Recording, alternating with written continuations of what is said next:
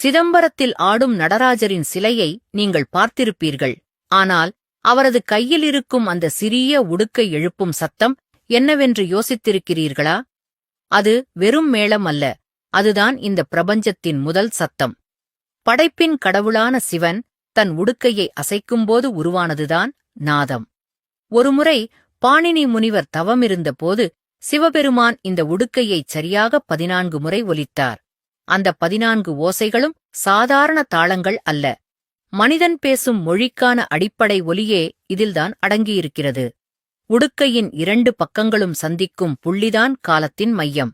ஒரு பக்கம் சிருஷ்டி என்னும் படைப்பு, மறுபக்கம் சம்ஹாரம் என்னும் அழிவு. உடுக்கையிலிருந்து வரும் அந்த டப் டப் என்ற சத்தம் நம் இதயத் துடிப்பையும் பிரபஞ்சத்தின் இயக்கத்தையும் ஒரே நேர்கோட்டில் இணைக்கிறது. எனவே நடராஜரின் உடுக்கை சொல்லும் செய்தி ஒன்றுதான்.